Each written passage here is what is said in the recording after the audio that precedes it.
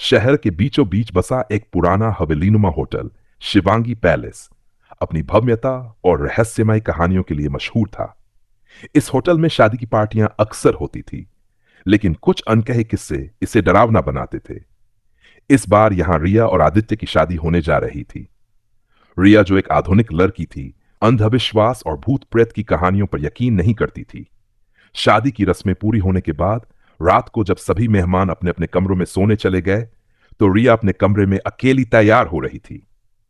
कमरे में रखी एक पुरानी अलमारी से हल्की सी खड़खड़ाहट की आवाज आई। रिया ने सोचा शायद हवा का असर होगा। उसने अनदेखा कर दिया और अपनी चूड़ियां पहनने लगी। तभी अलमारी के पास खड़ी पुरानी शीशे वाली ड्रेसिंग टेबल में उसे एक परछाई दिखी। वह चौंक गई। उसने मुड़कर देखा, पर वहां कोई नहीं था। डरते हुए उसने सोचा शायद यह उसकी थकान का असर है। तभी दरवाजा अपने आप खुल गया और ठंडी हवा का झोंका अंदर आया। कमरे की मोमबत्ती बुझ गई और हल्का अंधेरा छा गया। रिया ने हिम्मत करके कमरे की लाइट ऑन करने के लिए स्विच की ओर बढ़ना शुरू किया। तभी उसके कानों में किसी महिला की सिसकियों की आवाज सुनाई दी। आवाज अलमारी के पास से आ रही थी। कौन है? उसने कांपती आवाज में पूछा। कोई जवाब नहीं मिला। वह अलमारी के करीब गई और धीरे धीरे उसका दरवाजा खोला।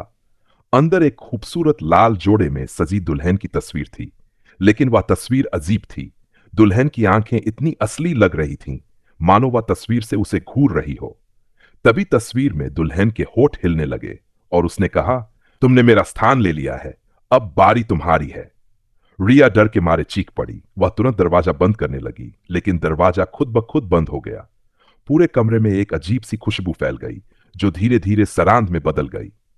तभी बाहर से आदित्य ने दरवाजा खटखटाया। रिया, दरवाजा खोलो। क्या हुआ? रिया ने दौड़कर दरवाजा खोला, लेकिन जैसे ही उसने आदित्य को देखा, उसकी चीख गूंज उठी। आदित्य का चेहरा पूरी तरह से सड़ा हुआ और आंखें सफेद थीं। भाग जानेंगे कि रिया के साथ क्या होता है। क्या वह इस डरावनी रात से बच पाएगी, या वह भी इस रहस्य का हिस्सा बन जाएगी? रिया ने आदित्य को उस रूप में देखकर घबराकर दरवाजा बंद कर दिया। वह कांपते हुए बिस्तर के पास बैठ गई और रोने लगी। तभी कमरे में अचानक से ठंडी हवा चलने लगी और चारों ओर से धीमी धीमी हंसी की आवाजें गूंजने लगीं। तुम मुझसे बच नहीं सकती, एक ठंडी और डरावनी आवाज ने कहा। रिया ने डरते हुए चारों ओर देखा। अब वह तस्वीर अलमारी से बाहर निकलकर बिस्तर पर पड़ी थी। उसमें दुल्हन की आंखें और ज्यादा गुस्से से भरी हुई थीं। तभी तस्वीर में दुल्हन ने एक बार फिर से कहा, यह शादी तुम्हारी नहीं है, यह मेरी है। रिया को कुछ समझ नहीं आ रहा था। वह घबराकर कमरे से बाहर भागने लगी। जैसे ही उसने दरवाजा खोला, वह सीढ़ियों के पास आ गई, लेकिन सीढ़ियों के नीचे का मंजर और भी डरावना था।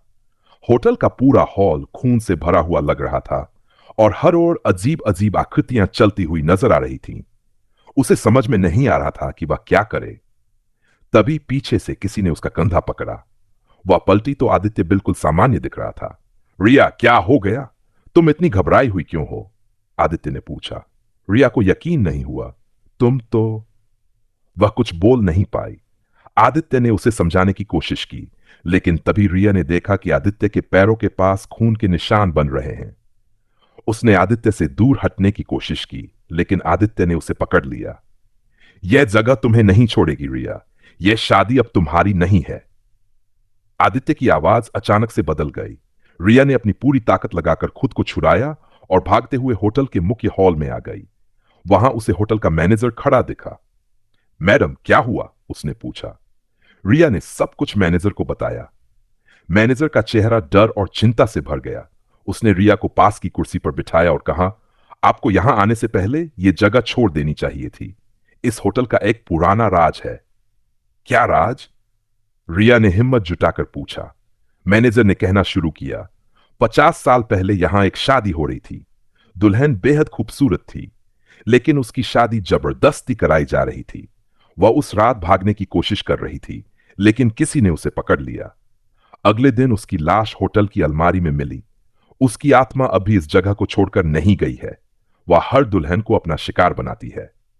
रिया का चेहरा सफेद पड़ गया। तभी पीछे से वही आवाज आई, तुम भाग नहीं सकती रिया। रिया पलटी तो उसने देखा लाल जोड़े में सजी वह दुल्हन उसके ठीक सामने खड़ी थी। उसकी आंखें खून जैसी लाल थी और उसके होंठ एक भयानक मुस्कान में फैल गए। भाग जानेंगे कि क्या रिया इस आत्मा के चंगुल से बच पाएगी या वह भी उसकी कहानी का हिस्सा बन जाएगी। रिया के सामने लाल जोड़े में सजी वह दुल्हन खड़ी थी। उसकी खून से भरी आंखें रिया की आत्मा तक को कंपा रही थीं। रिया ने हिम्मत जुटाकर पीछे की ओर कदम बढ़ाया, लेकिन उसके पैर थरथरा रहे थे। तुम मुझसे भाग नहीं सकती, दुल्हन ने ठंडी और गहरी आवाज में कहा। उसके होंठ धीरे धीरे हिल रहे थे और उसकी आंखों से आंसुओं की जगह खून टपक रहा था। रिया ने पास रखी एक कुर्सी उठाई और उसे दुल्हन की ओर फेंका, लेकिन कुर्सी उसके आर पार निकल गई। रिया चीख पड़ी और हॉल के दूसरे दरवाजे की ओर भागी। वह मैनेजर को ढूंढ रही थी, लेकिन मैनेजर कहीं दिखाई नहीं दे रहा था। हॉल के चारों ओर सन्नाटा छा गया। हर कोने से अजीब फुसफुसाहटें सुनाई दे रही थीं। अचानक रिया का पैर एक जगह से फिसला और वह फर्श पर गिर गई। जब उसने नीचे देखा तो फर्श पर खून बह रहा था। तभी उसे फिर से वही आवाज सुनाई दी, ये खून तेरा है रिया। रिया ने डर कर अपने हाथ पैर देखे, लेकिन वह ठीक थी। वह उठकर तेजी से एक गलियारे में भागी। गलियारे के अंत में एक कमरा था जिसका दरवाजा आधा खुला हुआ था। वह बिना कुछ सोचे समझे अंदर चली गई। पुराना कमरा। कमरा बहुत पुराना और धूल मिट्टी से भरा हुआ था। चारों ओर जाले लगे हुए थे। दीवारों पर टूटे हुए शीशे लगे थे, जिनमें रिया की परछाई बार बार टूट फूट रही थी। कमरे के बीचों बीच एक पुराना संदूक रखा हुआ था। संदूक पर वही लाल जोड़ा रखा था, जिसे देखकर रिया का दिल और जोर से धड़कने लगा। वह समझ गई कि यह कमरा उस दुल्हन से जुड़ा है। अचानक कमरे का दरवाजा बंद हो गया। रिया ने चिल्लाते हुए दरवाजा खोलने की कोशिश की, लेकिन वह टस से मस नहीं हुआ। तभी संदूक से धीमी धीमी आवाजें आने लगीं। मुझे यहां से बाहर निकालो, मुझे इंसाफ चाहिए। रिया ने घबराकर संदूक के पास जाकर देखा। उसकी सांसें तेज हो रही थीं। उसने हाथों को जोड़कर कहा, तुम कौन हो? मुझसे क्या चाहती हो?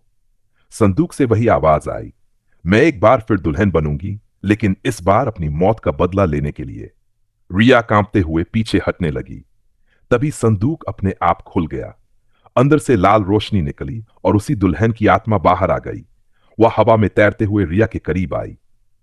यह जोड़ा अब तुम्हारा है। अब तुम मेरी जगह लो और मेरे दर्द को पूरा करो, दुल्हन ने कहा। रिया ने खुद को बचाने के लिए संदूक में रखे लाल जोड़े को जलाने की कोशिश की। उसने पास पड़ी मोमबत्ती उठाई और जोड़े के पास ले गई। जैसे ही मोमबत्ती की लौ कपड़े को छुई, कमरे में जोर का धमाका हुआ। कमरे की दीवारें हिलने लगीं और दुल्हन जोर जोर चीखने लगी, नहीं, यह जोड़ा मेरा है, इसे जलाने की कोशिश मत करो। रिया की हिम्मत टूटने लगी, लेकिन उसने अपनी पूरी ताकत से लाल जोड़े को आग के हवाले कर दिया। कमरे में एक तेज रोशनी हुई और दुल्हन की आत्मा दर्द से कराहते हुए गायब हो गई। सब खत्म नहीं हुआ था। रिया को लगा कि सब कुछ खत्म हो गया है, लेकिन तभी होटल के बाकी कमरों से चीखने की आवाजें आने लगीं। होटल के हॉल में हर जगह खून और परछाइयां तैर रही थीं। क्या रिया ने गलती कर दी? क्या इस आत्मा का अंत नहीं हुआ? भाग चोस में जानेंगे कि क्या रिया ने इस डरावने खेल का अंत किया या उसने और बड़ी समस्या को जन्म दिया। रिया के दिमाग में हलचल मची हुई थी। उसने सोचा कि लाल जोड़े को जलाने से सब खत्म हो जाएगा, लेकिन चीखे और हॉल में फैला खून यह साफ बता रहा था कि कहानी अभी खत्म नहीं हुई थी। हॉल की दीवारें खून से लाल हो चुकी थी। हर तरफ परछाइयां इधर उधर घूम रही थीं। रिया ने दौड़कर होटल से बाहर जाने का रास्ता ढूंढना शुरू किया, लेकिन हर दरवाजा बंद था। तभी होटल के एक कोने से हल्की रोशनी दिखाई दी। रिया ने हिम्मत करके उस ओर बढ़ना शुरू किया। जब उस रोशनी के पास पहुंची तो उसने देखा कि यह होटल का एक और कमरा था जो अब तक उसकी नजरों से छिपा हुआ था। गक्ष। कमरे के दरवाजे पर लिखा था, यहां कदम रखने वालों का लौटना असंभव है। रिया रुक गई, लेकिन उसके पीछे से वही दुल्हन की आवाज फिर सुनाई दी, अब तो तुमने मेरा जोड़ा जला दिया, अब तुम्हें सच जानना ही होगा। डर के बावजूद रिया ने दरवाजे को धक्का दिया। कमरे के अंदर अंधेरा था। एक कोने मध्यम रोशनी के नीचे एक पुराना झूला पड़ा था और झूले के पास एक लड़की बैठी हुई थी। वह लड़की लाल रंग की किताब पकड़े थी। तुम कौन हो? रिया ने डरते हुए पूछा। लड़की ने सिर उठाकर रिया को देखा। उसकी आंखों में अजीब सा दर्द था। उसने कहा, मैं वही हूं जिसकी चीखें तुमने सुनी थीं। मैं वह हूं जिसे इस जगह पर कैद कर दिया गया था। रिया ने हिम्मत करके पूछा, लेकिन यह सब क्यों हो रहा है? तुम चाहती क्या हो? लड़की ने किताब रिया की ओर बढ़ाई और कहा, इसमें मेरा सच है, इसे पढ़ो। रिया ने किताब खोली। पहले पन्ने पर लिखा था, ऐसी साल पहले इस हवेली में एक लड़की की जबरदस्ती शादी करवाई जा रही थी। वह अपने प्रेमी के साथ भागना चाहती थी, लेकिन उसके परिवार ने उसे मार दिया। उसकी आत्मा इस जोड़े और इस जगह से बंध गई। जब भी यहां कोई शादी होती है, वह दुल्हन को अपना शिकार बना लेती है, ताकि वह अपनी जगह किसी और को दे सके और खुद आजाद हो सके। रिया को सब समझ में आ गया। उसने लड़की से कहा, तुम्हें आजाद कैसे किया जा सकता है?